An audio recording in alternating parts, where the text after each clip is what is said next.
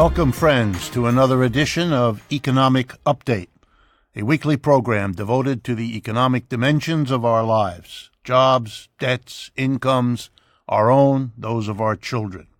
I'm your host, Richard Wolff. I've been a professor of economics all my adult life, and I hope that has prepared me well to offer you these insights into what's going on in the economy we live in and upon which we depend.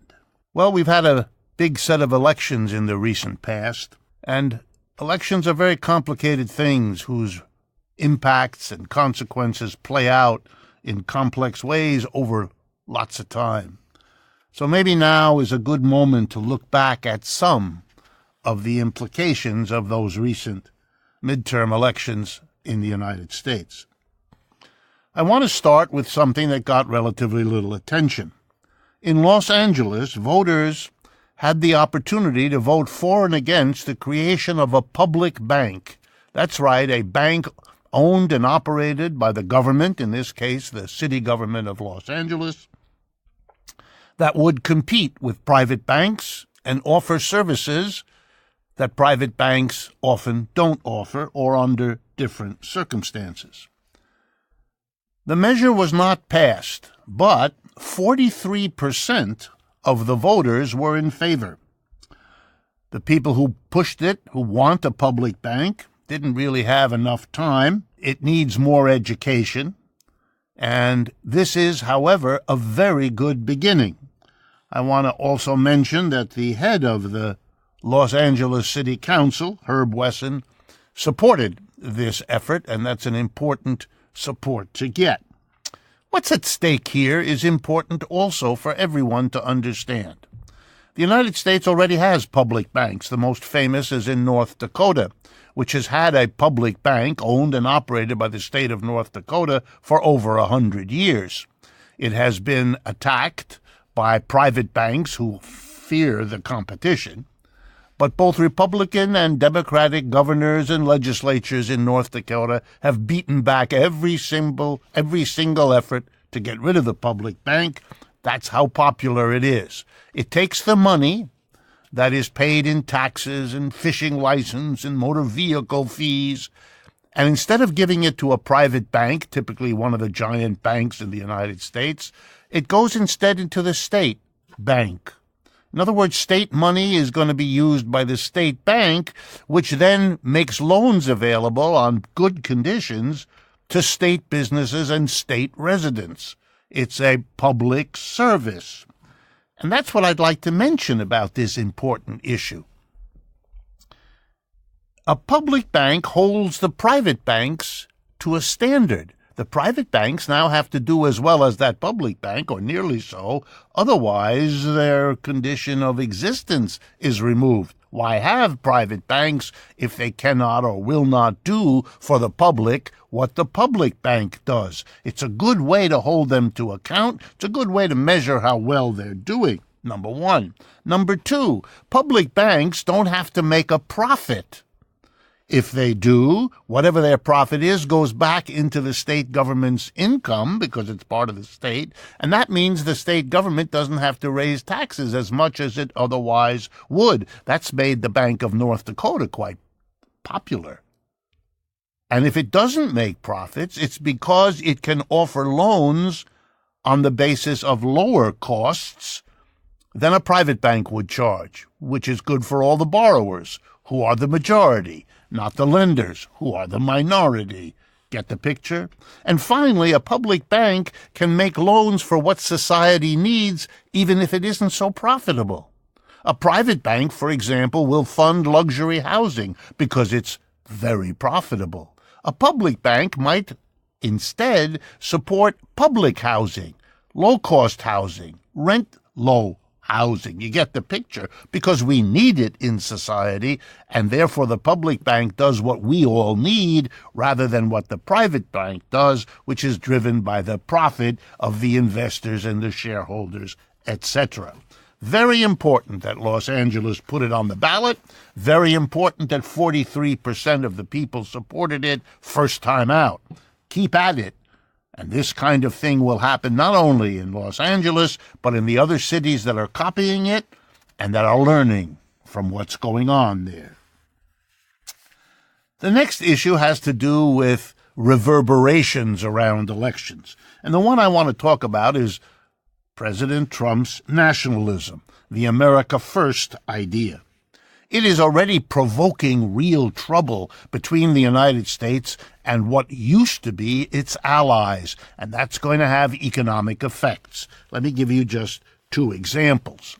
Number one, the United States withdrew from the treaties it signed 2 or 3 years ago with many other countries, coming to a resolution with the country of Iran. Basically, Iran gave up developing its nuclear capabilities in exchange for the dropping of sanctions that had been put in place that hurt the Iranian economy. The United States, its major global allies, participated. Then Mr. Trump withdrew. By the way, he calls it a withdrawal. The rest of the world calls it breaking a treaty that you had signed. The United States used to criticize other countries for breaking treaties. It broke this one. And it went further. It threatened to punish any company in any country that did business with Iran, contravening the American sanctions. Now, the French economics minister, Bruno Le Maire, denounced the United States for this. They are not going to allow, he said, the United States to be the policeman of world trade. Try to imagine, those of you listening in the United States, what it would mean if the French government announced tomorrow that was punishing American corporations for doing business with some country that the French had a problem with. Or maybe the Germans could start that, or the Japanese, or the Chinese, or the Russians. What kind of a society, what kind of a world would we have? In the past, when countries tried to control each other this way, it led to war. And you ought to be worried by a country as big and important as the United States is imposing this kind of conflict. The Europeans are busy working out deals to get around the American sanctions. But there are French companies, Total, their big energy company, Peugeot, their automobile company, that are already saying they don't dare trade with Iran because they don't want to be hit by sanctions from Mr. Trump. But that means they're going to be hurt, those companies. They're going to lay off workers. They're going to hurt the French economy in deference to America's decision to withdraw. This leads to trouble and conflict and tension, and those things lead to war. And I'm not saying something that's hypothetical. We know that from the past, and if you do not learn from it, you are condemned to repeat it, as we have been told. The French government, Mr. Macron, recently directly criticized the United States on the grounds that nationalism, his phrase now, is the opposite of patriotism. A patriot, he explained, at the celebrations of the anniversary of the end of World War I in Paris that Mr. Trump sort of attended, he explained, Mr. Macron, that a patriot saves his country from war, and nationalist struggles, America first, Germany first, Japan first. Guess what? If everybody's trying to be first, trouble is coming. One way to work out world difficulties is to have conversations and try to find compromises. We could have done that with the deal with Iran, but the United States found it to be more useful for Mr. Trump's politics to simply withdraw with a maximum amount of bluster. The elections have also prompted falling out among the very people Mr. Trump gathered. Case in point, Gary Cohn, who was the leading economic advisor at the beginning. He, just in time for these elections, announced that, yes, he liked the Trump administration tax cuts, certainly helped the businesses he is part of, but he doesn't like the tariffs. Tariffs, he explained, are simply a tax that all of us will have to pay. We'll have to pay more for the goods that come into the United States because the tariff raises their costs. It's a tax on imports. And even if we don't buy imports because the price went up, and we turn to domestic producers who compete with imports, they have already shown what they're going to do given tariffs. They're going to raise the price of their goods inside the United States because now they can, since the imports cost more. And therefore, tariffs are a tax on all American consumers, and Mr. Cohn doesn't think that's a good idea for an economy that's barely recovering from the last crash. My last economic update is one that is particularly important to me. I want to tell you about the kinds of struggles around this immigration issue that you may not have heard about, and that have nothing to do really with immigration, but it's companies making use of the immigration issue for their own profits. The case in point, the 7-Eleven chain of quote-unquote convenience stores. That's a franchise system. That means you have a big corporation at the top, 7-Eleven, and then lots of little folks scattered around the country who are called franchisees. They sign a contract with the big company, which allows them to open a local branch of the 7-Eleven where you and I can shop. And there's constantly a struggle between the big company, which requires fees to be paid and particular goods to be purchased by the franchisee from the parent company, even though the franchisee is his own business. And so there's a constant tension. Now, 7-Eleven is very aware that for many years, all kinds of immigrants have worked in 7-Eleven stores, some documented, some undocumented. As long as the relationship between the parent company and the franchisee was mutually profitable, everybody looked the other way. But recently, we've had a problem in our economy, as you're all aware of. And one of the ways that problem plays itself out is there are too many fast food convenience stores in the United States. The rush to profit from them produced more of them than we as a society need. So it's getting difficult for them to survive. At that point, the tension between the parent company, 7-Eleven, and the franchisees gets dicey. The parent company wants to pull more out of the franchisee, and the franchisee is threatened. Here's then what happens. Turns out that 7-Eleven, according to the news stories, particularly Bloomberg, knows where the immigrants are, where the undeclared immigrants are, and it has informed the ICE. So there are raids on stores. Some of you have seen them on TV and in the newspapers, the ICE agents coming to get the immigrants either working at or shopping at a 7-Eleven. You might think that's the duty of the ICE, but they didn't know that they were there. That's the parent company ratting them out. Why? Because if there's a problem at a local franchisee and they've done something like hire immigrants that they shouldn't have hired, that's a way for the parent company to take the franchisee's business away from him. In other words, the immigration issue is being fostered and promoted by people who have nothing to do with immigration, who are simply using it in their own profit-driven struggles, in this case between the parent corporation and the franchisees. So when you hear all the noise about immigration, be aware there's a lot more going on than you're being told. Well, we've come to the end of the first half of Economic Update.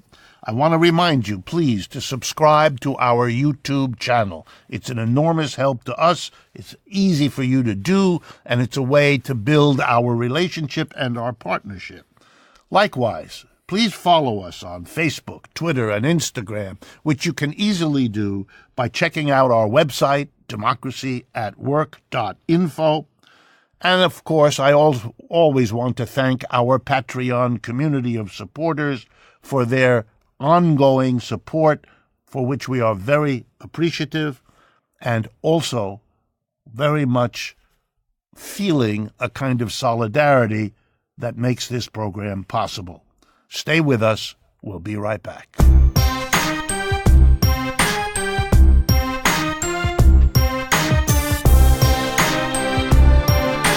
Welcome back, friends, to the second half of this edition of Economic Update. I want to continue the focus on elections. Now that the immediacy of the elections is behind us, it is time to look at what elections do and don't do. With a bit of hindsight that we now have about these most recent ones, there's some really important comments to make of the sort that don't get much attention elsewhere. Let me begin this way.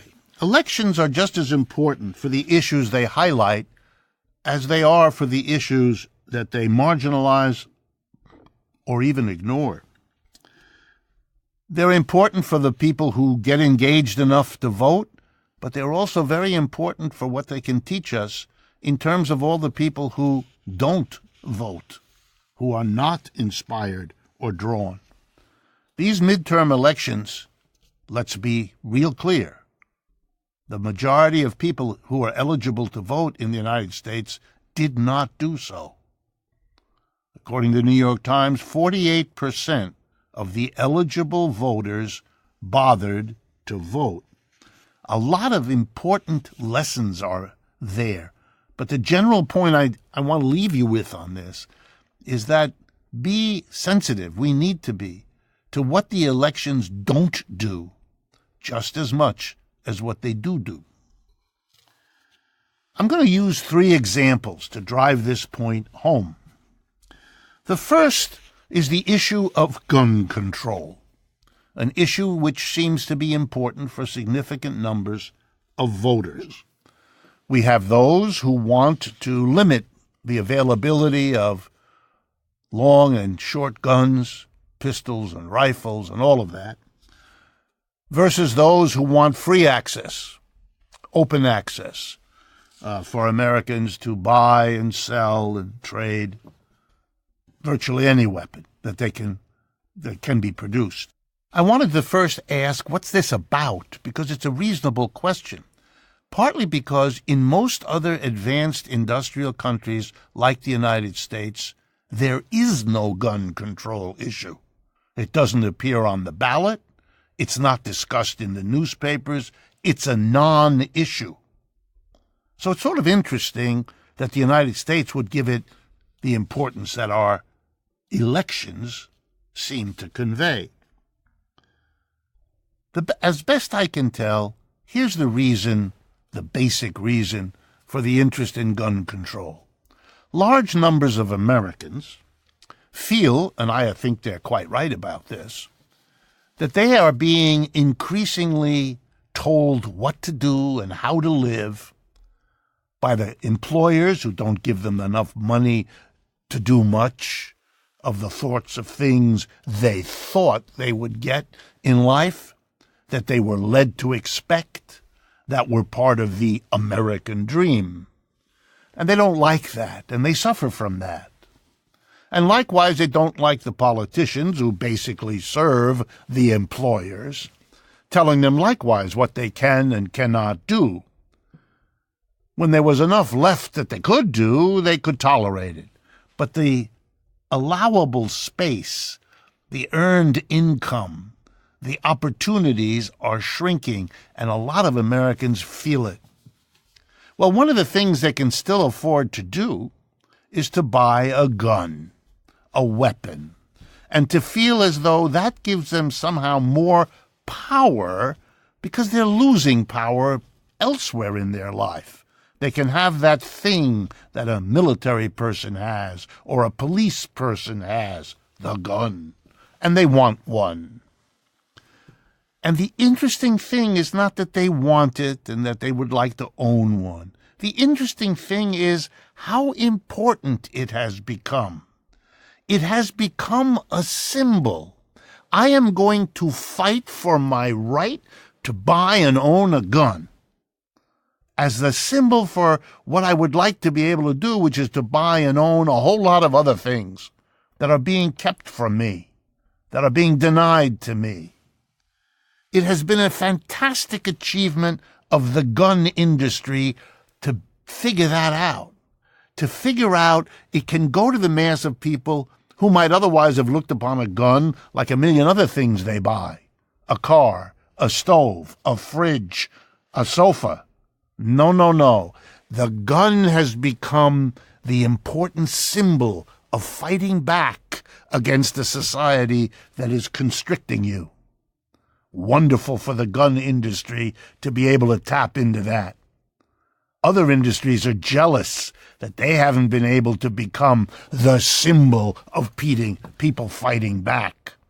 The interesting criticism that the left could have developed but didn't in America was to mock this, to say to the American people, hey, you could fight back, you could change a system that constricts your life, you're quite right to demand it, but buying a gun ain't going to do it for you. Buying a gun is a cheap, inconsequential way to fight back.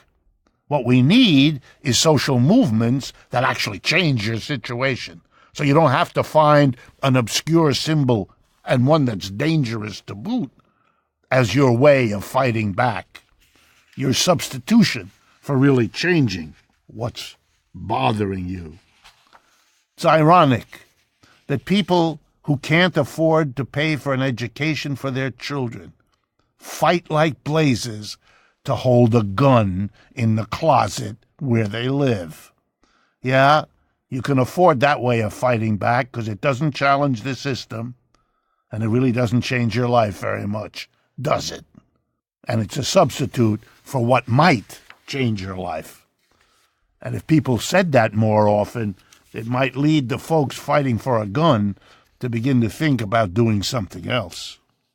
The second thing elections don't do or do is not only distract us from the basic issues we have by focusing, for example, on gun control, but here's a basic issue that doesn't appear on the ballot at all. Do we want a capitalist system or do we want a socialist system? Or do we want a mixture? And if we want a mixture between them, what proportion? 50-50? 25-75? What? Very important question for how we live our lives.